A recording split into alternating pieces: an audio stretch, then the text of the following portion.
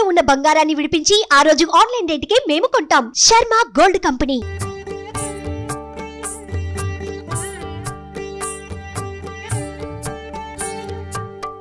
నమస్కారం. రామాయణ కథ చెప్పుకుంటున్నాం. శతానందులు శ్రీరామ లక్ష్మణులు ఇద్దరికి విశ్వామిత్ర గాథ చెప్తున్నారు. ఆ ఘట్టంలో ఉన్నాం. అయితే విశ్వామిత్రుడు వశిష్ఠుడితోటి వైరం పెంచుకుని క్షత్రియ తేజస్సుతోటి ఈ బ్రహ్మతేజాన్ని అడ్డుకోలేమని భావించి బ్రాహ్మణ్యాన్ని సాధించడం కోసం మళ్ళీ తపస్సుకి వెళ్ళాడని చెప్తున్నారు. ఏం చేశాడు ఈయన? పెద్ద భార్యతో, తన భార్యలో అందరినీ వదిలిపెట్టి పెద్ద భార్యను వెంట తీసుకుని దక్షిణ దిక్కుగా వెళ్ళిపోయాడట. రాజ్యాన్ని వదిలిపెట్టి బ్రహ్మదేవుని మీద ఆయన ధ్యానం పెట్టుకుని 1000 సంవత్సరాలు తపస్సు చేశాడు. కేవలం పళ్ళు కందమూలాలు మాత్రమే స్వీకరించబడ్డ. ఆ కాలంలో ఆయనకు 4 కుమారులు జన్మించారు. హవిష్యందుడు, మధుస్యందుడు, దృఢనేత్రుడు, మహారథుడు అనే 4 కుమారులు జన్మించారు. తర్వాత ఒకానొక కాలంలో బ్రహ్మదేవుడు ప్రత్యక్షమైతే ఈయన ఏం చెప్పారంటే, కుశకనందన, నీ తపస్సు ఫలించింది, నువ్వు రాజర్షివి అయ్యావు, రాజర్షులు పొందే లోకాలన్నీ నువ్వు పొందుతావు, నీ క్షేమం జరుగుతుందని బ్రహ్మదేవుడు ఆయనకు వరం ఇచ్చాడు. అయితే ఈయన ఏం చేశాడు? 1000 సంవత్సరాలు తపస్సు చేసినా నేను ఉట్టి రాజర్షినే కాగలిగాను. కానీ మన వశిష్ఠుడు మాత్రం బ్రహ్మర్షి కదా అని కొంచెం దిగులు పడ్డాడు.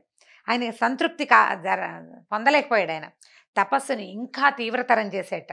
ఏం చేశాడు? ఆ కాలంలో, అంటే ఆయన తపస్సు తీవ్రతరం చేసిన కాలంలో ఇక్ష్వాకు వంశంలో త్రిశంకువు అనే ఒక రాజుగారు ఉండేవాడు. ఇక్ష్వాకు వంశంలో పుట్టినవాడు. ఈయన ఏంటంటే చాలా ధర్మాత్ముడు, ఎన్నో యజ్ఞాలు చేశాడట, చాలా గొప్పవాడు. ఆయనకి ఏమనిపించిందంటే, ఏదైనా ఒక యజ్ఞం చేసి సశరీరంగా స్వర్గానికి వెళ్ళాలని ఆలోచన వచ్చింది. మరణానంతర స్వర్గ సుఖం కాదు, మానవ శరీరంతో స్వర్గాన్ని పొందాలి. అప్పుడు తమ కులగురువు అయినటువంటి వశిష్ఠ మహర్షిని సమీపించి తన కోరికను తెలియజేశాడు. చేస్తే ఆయన ఏం చెప్పాడంటే, నాయన, ఇలా సశరీరంగా స్వర్గభోగాలు నువ్వు పొందలేవు, ఈ ఆలోచన విరమించుకో, అలాంటి యజ్ఞాలు ఏమీ లేవన్నాడు. దాంతో తృప్తి పొందలేదు. ఈ త్రిశంకు ఏం చేశాడు? దక్షిణ దిక్కులో తపస్సు చేసుకుంటున్నటువంటి వశిష్ఠుని యొక్క కుమారులైన 100 కలుసుకున్నాడు. కలుసుకుని ఏం చెప్పాడు? గురుపుత్రాలు ఒక్కొక్కరిని కలిసేట విడివిడిగా, నాకు ఈ శరీరంతో స్వర్గం పొందాలనుంది, గురువుగారు కాదన్నారు, మీరు అవకాశం ఇవ్వండి అని అడిగేసరికల్లా వాళ్ళంతా, మరి మా గురువు లేదా గురుపుత్రులే చేయించాలి, ఆయన వద్దంటే మీరైనా చేయించండి అని అడిగేసరికల్లా వాళ్ళకి చాలా కోపం వచ్చి వాళ్ళు ఏమన్నారంటే, అయ్యే, నువ్వు దుర్బుద్ధివి, సత్యవాది మహావిద్వాంసుడైన గురువుని కాదని నువ్వు ఇంకొకళ్ళని గురువుగా ఎలా ఆశ్రయిస్తావు? ఇప్పుడు యజ్ఞం ఒకటి చేయాలంటే గురువే చేయాలి, ఆయన వద్దన్నప్పుడు నువ్వెవరిని ఆశ్రయించకూడదు. పైగా ఇక్ష్వాకు కులానికి వాళ్ళ ఆ రాజుల పద్ధతి ఏంటంటే, గురువే దైవం, వాళ్ళ వంశ లక్షణం అది. అట్లాంటిది గురువాజ్ఞ ధిక్కరింపరానిది, ఆయన ఏం చెప్తే అది చేయవలసిందే. నువ్వు ఇంకొకళ్ళతో, ఆయన వద్దంటే ఇంకొకళ్ళతో ఎట్లా చేయించగలనని అనుకుంటున్నావు? ఈ ఆలోచన విరమించుకో, ఆయన వద్దన్న పని మేము ఎట్లా చేస్తామో వెళ్ళిపోమన్నారు. అనేసరికి ఈయన ఒప్పుకోలే, కొంచెం బతిమలాడాడనమాట. మళ్ళీ వెంబడబడ్డాడు. నా గురువు నా కోరిక నిరాకరించాడు, మీరు కూడా అందుకు సమర్థులని భావించి, అంటే మీరు గురువుగారు అబ్బాయిలు కదా, మీకు ఇంకా బాగా వస్తుంది అని భావించి నేను మీ దగ్గరకు వచ్చాను. ఒకవేళ మీరు కనుక కాదన్నారనుకోండి, నేను ఇంకో గురువుని ఆశ్రయిస్తాను, నాకు పని అవ్వటం ముఖ్యం అనేసరికల్లా వాళ్ళకి ఒళ్ళు మండిపోయింది. వశిష్ఠ మహర్షి కుమారులకి ఈ గురు ధిక్కారాన్ని వాళ్ళు సహించలేక ఇతన్ని చెండాలుడు కమ్మని శపించారట, త్రిశంకుని. ఈయన ఎలా అయ్యాడు? మరునాడు ఉదయానికల్లా త్రిశంకుడు చెండాలుడుగా మారిపోయాడు. ఎలా అయ్యాడు? ఆకారం మారింది, శరీరం నల్లగా బొగ్గులా అయిపోయింది, వస్త్రాలని మాసి దుర్గంధపూరితాలయ్యాయి, చక్కటి కేశ సంపదంతా పోయింది, గిడసబారి వెంట్రుకలు పొట్టిగా అయిపోయాయి, ఆభరణాలు అడిపోయి పుర్రెలతో చేసిన మాలని ధరించేవాడుగా తయారయ్యాడు. ఆ విధంగా వికార రూపంతో ఉన్నటువంటి త్రిశంకుని చూసి ఈ ప్రజలు, మంత్రులు దూరంగా వెళ్ళిపోయారంతా. చాలా ఒంటరివాడైపోయాడు. ఆయన చాలా దుఃఖించాడు తన దీనస్థితికి. కానీ పట్టిన పట్టు మాత్రం విడవకుండా ఏం చేశాడు? తన కోరిక తీర్చే వాళ్ళ కోసం వెతుకుతూ విశ్వామిత్రుని ఆశ్రమానికి చేరాడు. ఈయనేమన్నాడు? చాలా జాలిపడ్డాడు. అయ్యో, నీకెంత కష్టం వచ్చిందని, నీకు శుభం కలుగుతుందని దీవించాడు. అప్పుడు నువ్వు చండాలత్వాన్ని ఎలా పొందావు? నువ్వు అయోధ్యాపతివి, నువ్వు ఇక్ష్వాకు రాజులంటే అయోధ్యకి రాజులు కదా వాళ్ళు, మరి ఇలాంటి పరిస్థితి ఎందుకు వచ్చింది? ఏమిటి అంటే, సశరీరంగా స్వర్గానికి వెళ్తానని అడిగాను మా గురువైన వశిష్ఠుణ్ణి, ఆయన ఒప్పుకోలేదు, గురుపుత్రుల్ని ఆశ్రయించాను, వాళ్ళు నన్ను చండాలుడు అయిపోమని చెప్పించారు అని చెప్పాడు. 100 యజ్ఞాలు చేశాను, నా కోరిక నెరవేరలా, నేను ఎప్పుడూ అబద్ధం ఆడలేదు. తర్వాత క్షత్రియ ధర్మాలు, ఒక క్షాత్రం ఉన్నవాడు ఏ ధర్మాన్ని పాటించాలో పూర్తిగా ఆ ధర్మాలన్నీ పాటించాను. మహాత్ముల్ని, పెద్దల్ని గౌరవించి సంతోషపెట్టాను. ధర్మసమ్మతమైన నా కోరికని నా గురువు మన్నించలేదు. పైగా వాళ్ళ కోపానికి నేను గురయ్యాను. దైవం నాకు ప్రతికూలమైపోయింది. మానవ ప్రయత్నాలన్నీ విఫలమైపోయాయి. ఇలాంటి దీన స్థితిలో నిన్ను ఆశ్రయించడానికి వచ్చానని పాదాలు పట్టుకున్నాడు. ఈయనేమనుకున్నాడు, విశ్వామిత్రుడు అన్నాడు, నీ మాటల వల్ల నువ్వెంత ధార్మికుడివో తెలుస్తోంది. నేను నీకు రక్షిస్తాను. నేను నీ రక్షణ ఇస్తున్నా. నీతో నేను యజ్ఞం చేయిస్తా. నువ్వు గురుశాపంతో చండాలుడు అయినటువంటి నిన్ను ఈ చండాల రూపంతోటే స్వర్గానికి ఎక్కిస్తాను నిన్నన్నాడు. ఎప్పుడైతే నువ్వు విశ్వామిత్రుడి దగ్గరికి వచ్చావో నీకు స్వర్గప్రాప్తి వచ్చేసినట్టే అని అతన్ని నమ్మబలికాడనమాట. ఏం చేశాడు, తన కుమారులందరినీ పిలిచాడు. యజ్ఞాలకు ఏర్పాటు చేయమన్నాడు. చాలామంది కొడుకులున్నారు ఆయనకి. అక్కడి నుంచి ఋత్వికుల్ని, వాళ్ళని, ఋషుల్ని, బ్రాహ్మణుల్ని అందరినీ తీసుకురమ్మని చెప్పాడు. కొంతమంది శిష్యులకి ఏం చెప్పాడంటే, 4 పక్కలకి వెళ్ళండి. నేను చేస్తున్న యజ్ఞం ఎందుకు చేస్తున్నానో ఆ కారణము, నేను చేయబోతున్న యజ్ఞాన్ని చెప్పి ఎవరెవరు సిద్ధపడతారో వాళ్ళని తీసుకురమ్మన్నాడు. సరే, వాళ్ళంతా తీసుకొస్తారు, బాగానే ఉంది. ఎవరైనా వ్యతిరేకంగా మాట్లాడితే ఆ విషయం నాకు స్పష్టంగా తెలియజేయమని చెప్పాడు. వ్యతిరేకంగా మాట్లాడని వాళ్ళు అంతు చూస్తాడనమాట ఈయన. అది పాయింట్. అక్కడి నుంచి ఏమైంది, సరే చాలామంది వచ్చారు. అయితే వీళ్ళేమైంది, ఈ శిష్యులు అన్ని చోట్ల అన్నీ చూసొచ్చారు, కొంతమందిని పిలుచుకొచ్చారు. ఎవరు రాలేదో, ఎవరు ఏమన్నారో చెప్పమన్నాడు కదా. వశిష్ఠ కుమారులు వ్యతిరేకించారని, మహోదయుడు వ్యతిరేకించాడని, కించపరిచేలాగా మాట్లాడాడని చెప్పారు. ఏమన్నారంటే, ఒక చండాలుడు క్షత్రియుణ్ణి యాజకుడుగా స్వీకరించి దేవతలకు హవిస్సులు ఇస్తే మాత్రం దేవతలు ఎట్లా స్వీకరిస్తారు? యాజకుడు బ్రాహ్మడై ఉండాలి. ఇక్కడ విశ్వామిత్రుడు పూర్ణ క్షత్రియుడు, ఆయన రాజర్షి. ఇప్పుడు ఈయన్ని ఆశ్రయించిన వాడెవడు? చండాలుడు. వీళ్ళిద్దరూ కలిసి చేసే హోమానికి దేవతలు ఎట్లా వస్తారు? వీళ్ళిచ్చిన హవిస్సుని దేవతలు ఎట్లా తీసుకుంటారని వశిష్ఠ కుమారులు అన్నారని, తర్వాత మహోదయుడు పరుషవాక్యాలు పలికాడని చెప్పారు. చెప్పేసరికల్లా ఈయన కోపం పట్టలేకపోయాడు. ఋషులకి ఉండకూడదే అది. విశ్వామిత్రుడు దాన్ని పోగొట్టుకోలేకపోయాడు. రోషంతో ఏమన్నాడంటే, నన్ను దూషించిన దురాత్మలు భస్మం అయిపోగాక అని శపించేశాడు. వాళ్ళ వంశ క్షయం అవ్వాలి. వాళ్ళందరూ 700 జన్మలు ధరించి శవభక్షకులుగా ఉంటారు. ఎలాంటి శాపాలో చూడండి. వశిష్ఠపుత్రులు ముష్టిక జాతిలో పుట్టి కుక్క మాంసం తిందురుగాక, వికృత రూపాలతో ఈ లోకంలో సంచరించురుగాక, దూషింపరాని నన్ను దూషించిన మహోదయుడు నిషాద జాతిలో పుట్టుగాక, వీడు దయాహీనుడై ప్రాణాలు తీయటమే వృత్తిగా పెట్టుకునివాడవుగాక అని వాళ్ళని శపించేశాడు. వశిష్ఠ కుమారుల్ని, మహోదయుణ్ణి కూడా. అక్కడి నుంచి ఏం చేశాడు, వచ్చిన వాళ్ళందరినీ బాగా సంభావించాడనమాట. మీరంతా ధర్మాత్ములు, మహాతపస్శాలు. మనలాంటి తపస్శాలుల్ని దూషించిన వాళ్ళకి ఎలాంటి దుర్గతులు సంభవిస్తాయో మీరు వినే ఉన్నారు.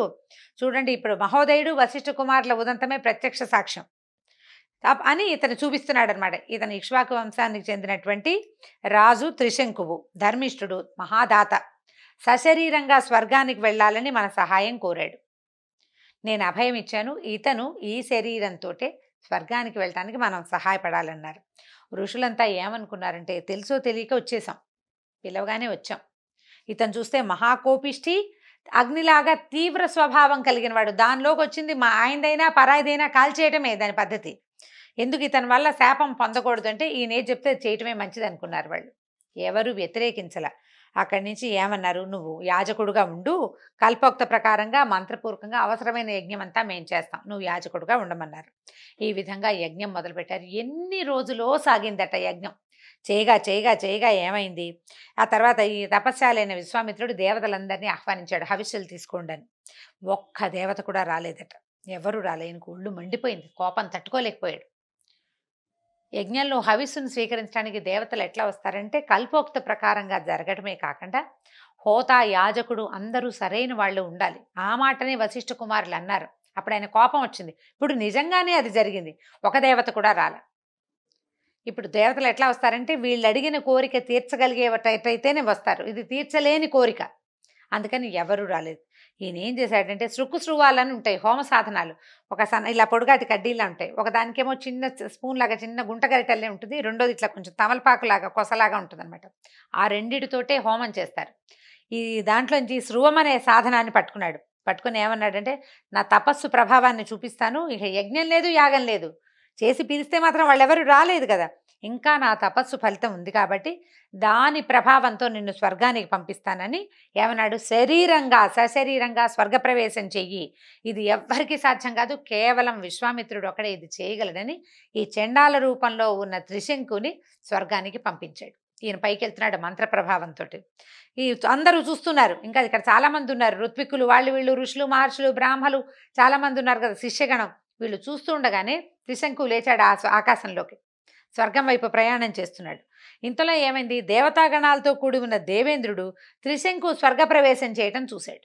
చూసేసరికల్లా ఎవడో చండాలుడు, నువ్వు మానవుడివి, ఎవడో ప్రవేశిస్తున్నాడని త్రిశంకు అని పిలిచాడు.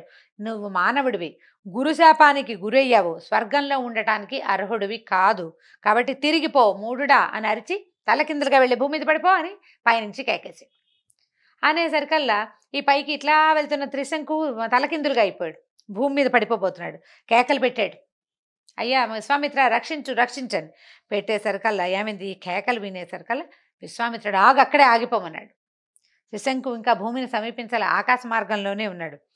ఆగమని త్రిశంకుని ఆ ఆకాశం మధ్యంలోనే, అంటే భూమి ఆకాశాల మధ్యంలోనే ఆపేశాడు. ఆపేసి ఏం చేశాడంటే, మహర్షుల మధ్యలో నిలబడిన విశ్వామిత్రుడు రెండో బ్రహ్మలాగా అయ్యాడు ఆయన తపశ్శక్తితోటి.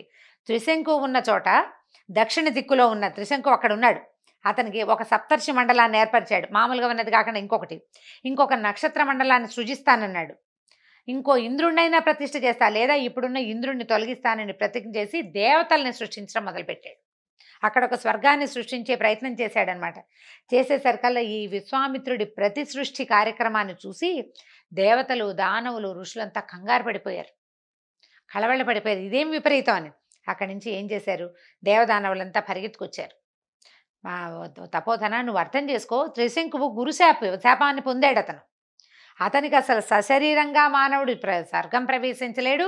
ఈయన ఎంత చేసినా ఆ గురువు ఒప్పుకుంటే తప్పిస్తే ఆ శాపం పోదు, ఏం చేసినా ఇతను స్వర్గానికి రావడానికి అవకాశం లేదు ఇతనికి అనేసరికల్ విశ్వామిత్రుడు ఏమన్నాడు, నేను ఇతనికి ప్రతిజ్ఞ చేశా స్వర్గానికి పంపిస్తాను అని. ఇప్పుడు కాబట్టి పంపించాల్సిందే, నేను మాట ఇచ్చాను కాబట్టి వెనక్కి తిన్నా, ప్రతిజ్ఞాభంగానికి ప్రాణం పోయినా నేను అంగీకరించను అన్నాడు. కాబట్టి ఇప్పుడు నేను సృష్టించేశాడు, ఏమేం చేశాడు, సప్తర్షి మండలం 1, నక్షత్రమాల 1 సృష్టించాడు. మిగిలిన దేవతలను చేసే లోపల వాళ్ళంతా పరిగెత్తుకొచ్చేశారు. నేను సృష్టించిన ఈ నక్షత్రాలన్నీ అలాగే ఉండాలి, తర్వాత ఈ లోకాలు ఉన్నంత వరకు స్థిరంగా ఉండాలి, కాబట్టి మీరంతా అంగీకరిస్తేనే నేను దీనికి విరమిస్తాను, ప్రతి సృష్టి కార్యక్రమాన్ని విరమిస్తాను. త్రిశంకు స్వర్గంలో ఉండాలి, నేను సృష్టించిన నక్షత్రాలు ఖచ్చితంగా ఉండవలసిందే అనేసరికలు వీళ్ళు ఏమన్నారు దేవతలు, నీ ప్రతిజ్ఞకి ఏ భంగము రానివను, నువ్వు సృష్టించిన నక్షత్ర మండలం జ్యోతిష్ చక్రానికి యువతలు ఉంటుంది, పైన ఒక చక్రం, మనం అందరం చూసే జ్యోతిష్ చక్రం పైన ఉంది సప్తర్షి మండలం. ఈ విశ్వామిత్ర సృష్టి దక్షిణ దిక్కుగా ఉంటుందట, అన్నీ అక్కడే ఉంటాయి నాయన. ఇతను ఆ ప్రాంతంలో దేవతలతో సమానంగా ప్రకాశిస్తాడు, కానీ తల్లకిందులుగానే నివసిస్తాడు, స్వర్గమే అతనికి, త్రిశంకు స్వర్గం అంటారు. కాబట్టి ఆయన కీర్తిమంతుడై ఉంటాడు, లోకాలు ఎప్పటికీ త్రిశంకు పేరు తలుచుకుంటూనే ఉంటారు. స్వర్గంలో ఉన్న వాళ్ళందరినీ నక్షత్రాలు ఎట్లా అనుసరిస్తాయో ఈ రాజశ్రేష్ఠుణ్ణి, ఈ రాజుని, ఈ త్రిశంకుని నువ్వు సృజించిన నక్షత్రాలు అట్లా అనుసరించి ఉంటాయి అని చెప్పారు. చెప్పేసరికల్లా సరే త్రిశంకుకి ఆయనకు స్వర్గం లభించింది. విశ్వామిత్ర సృష్టి అంటారు, భూమి ఆకాశాల మధ్యలో, అంటే ఏ పని సరిగ్గా తేల్చుకోలేనప్పుడు త్రిశంకు స్వర్గం అని అంటుంటారు. పైది కాదు కిందది కాదు అనమాట, భూమి మీద ఉన్నట్టు కాదు, పైన ఉన్నట్టు కాదు. ఆ రకంగా దేవతలు, ఋషులు అందరూ బాగా చెప్పగా సరేనని ఒప్పుకున్నటువంటి విశ్వామిత్రుడు యజ్ఞాన్ని యథావిధిగా పూర్తి చేసి త్రిశంకుకి ఆ మత్స్య స్వర్గాన్ని యథావిధిగా సమర్పించేసి ఎవరి దారిని వాళ్ళు వెళ్ళిపోయారు. కానీ రాజర్షి అయినా కూడా కోపం పోగొట్టుకొని విశ్వామిత్రుడు, ఆయనకి శాంతి లేదు, సంతోషం లేదు, ఎప్పుడు తపస్సుకి భంగం కలుగుతుంది. ఇలాగే ఎవరో ఒకళ్ళు వచ్చి ఆయన తపశక్తి అంతా పాడు చేస్తారు. ఇప్పుడు త్రిశంకు కోసం చూడండి, ఇంత పని చేశాడు తన మాట చెల్లించుకోవడానికి, 1000 సంవత్సరాలు చేసిన తపఫలం అంతా దీనికి వృధా అయిపోయింది. దాంతో ఆయన మళ్ళీ తపస్సు చేసుకోవడానికి ఇంకో వైపుకి బయలుదేరట. తర్వాత కాలంలో విశ్వామిత్రుడు ఏం చేశాడో మళ్ళీ వచ్చే భాగంలో తెలుసుకుందాం. నమస్కారం.